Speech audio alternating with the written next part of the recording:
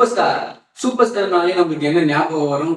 அந்த தலைவர் style, walk, நடந்து வர style, background music, slow motion, தம்ம போட்டு வைக்கிறது அவ்வளவுதாங்க தெரியும்.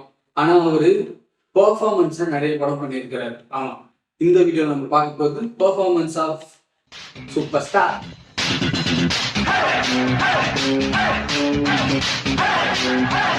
இந்த லிஸ்ட்ல ஃபர்ஸ்ட் படமா இருக்கிறது 6 இருந்து 60 வரை. அந்த படம் ஒரு மேக்ஸிமம் ஒரு கேரக்டர் அப்படியே வாழ்ந்துருப்பாருன்னு தான் சொல்லணும். சூப்பர் பர்ஃபார்மன்ஸா இருக்கும். அதே மாதிரி அதுல ஒரு 7 மூஞ்சில காமிச்சுட்டே இருக்கணும். அது வேற லெவலில் இருக்கும். அவங்க சூப்பராக இன்னும் எலாபரேட் பண்ணா கொஞ்சம் போர் அடிக்கிற மாதிரி ஆயிடும். ரொம்ப சூப்பராக இருக்கும் 6 இருந்து 60 வரை. அதுக்கு அடுத்த படம்னு பார்த்தா தில்லு முள்ளு. ஆமா, அது ரொம்ப சீரியஸான படம். 6 இருந்து 60 வரை. இது ஃபுல்லா காமிக்கான படம். சூப்பர் படம். பாலச்சந்திர டைரக்ஷன்ல இருக்கும். செம்ம படம். அதுல ஹியூமர் ட்ரை பண்ணி படம் ஃபுல்லா ஹியூமராகவே இருக்கும். அது ஒரு 10 செட்டர் மூவி தான். ஆல்ரெடி அது ரீமேக்லாம் பண்ணாங்க. ஆனா தலைவர் வேற லெவல்.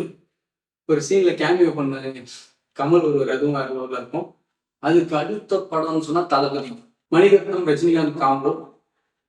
அது எப்படி இருக்கும்னு சொல்லி பார்த்தா, ஆனா அது என்ன பண்ணியிருப்பாருன்னா கொஞ்சம் மிக்ஸ் பண்ணியிருப்பாரு.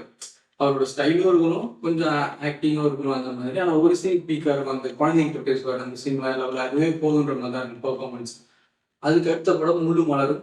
முள்ளு மலரும் முள்ளு மலரும் முடிஞ்சா போய் பாருங்க. மேக்ஸிமம் அந்த படத்தில் ஒரு நேஷனல் அவார்டு கிடைச்சிருக்கணும். அதுதான் தெரியல. சரியான பர்ஃபார்மன்ஸ், பயங்கரமான பர்ஃபார்மன்ஸாகவே இருக்கும். அதில் காளின்ற கேரக்டர்ல ஒரு அவரை தாண்டி யாருமே பண்ண முடியாது அப்படின்ற மாதிரி பண்ணியிருப்பாரு. வேற லெவலில் இருக்கும். ஸ்பெஷலாக அதில் ஒரு சீன் இருக்கும். அந்த ஒரு சீன் போதும் அவர் பெர்ஃபார்மர் அப்படின்றது ப்ரூவ் பண்ணுறதுக்கு. எந்த சீனா, மேனேஜர் கூட உட்காந்து பேசிட்டு இருப்பாரு. அவருக்கு கை போயிடும். கை போனதுக்கப்புறம் மேனேஜர் சொல்வார், இந்த மாதிரி உங்களுக்கு வேலை இல்லை அப்படின்வாரு. அப்போ ஃபேஸ்லேயே ஒன்று பண்ணியிருப்பாரு. அழுதுகிட்டும் அந்த மூஞ்சில் இருந்த கம்பீரமும் இருக்கும்.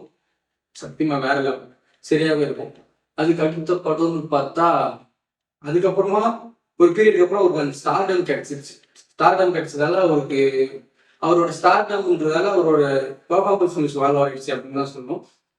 அவர் நடக்கணும், பேலன்ஸ் போகணும், இன்ட்ரோ சாங் அப்படின்னு செலிப்ரேட் பண்ணி வர டைரக்டரும் அப்படியே எடுத்து அவர் பெர்ஃபார்மன்ஸ். ஆனால் ஒரு சில டைரக்டர் அதை புரிஞ்சுட்டு அந்த அந்த மாதிரி கமர்ஷியல் பத்திரம் ஒரு 2-3 சீன் சூப்பராக வச்சிருவார்.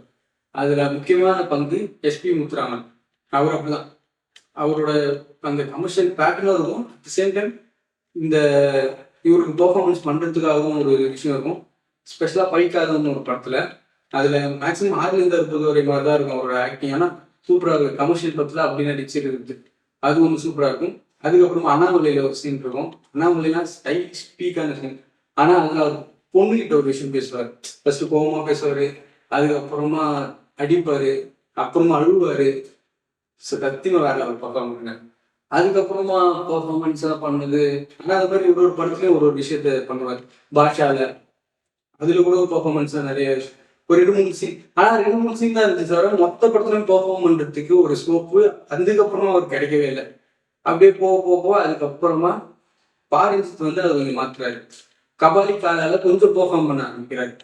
கொஞ்சம் இல்லை, கொஞ்சம் அந்த மறுபடியும் அந்த ஃபுல் கேரக்டர்.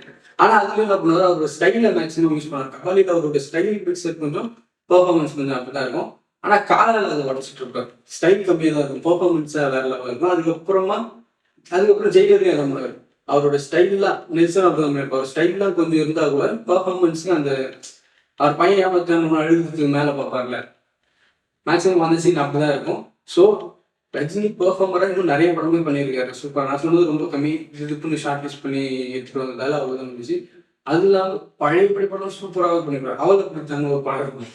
அதுல வந்து கமல் ஸ்ரீதேவி பாட்டு போயிட்டு இருப்பாங்க. பின்னாடி ஒரு படம் ஓடுன்னு வந்துட்டு இருப்பாரு. அங்க ஒரு டூயட் நடந்தாச்சு. அது இப்போ யோசிச்சு பார்த்தா காமெடி சீன் பண்ணாரு. 2 பேர் லவ் பண்ணிட்டு இருப்பாங்க. இவர் மட்டும் பார்த்துட்டே இருப்பாரு. அவன் எப்படா இருக்குமான்னு பார்த்துட்டு இருப்பாரோ இல்லையோ, அவன் விழுந்துருவான். காப்பாத்தாலும் இருந்து ஒரு பாட்டு போடுறான் அவன் பாடினது. அது இப்போ சீனா வைக்கலாம், அந்த மாதிரி தான் இருக்கும். ஸோ எனக்கு தெரிஞ்ச பர்ஃபார்மன்ஸ் ஆஃப் ரஜினிகாந்த் இதுதான். உங்களுக்கு ஏதாவது தெரிஞ்சுன்னா கமெண்ட் பண்ணுங்க.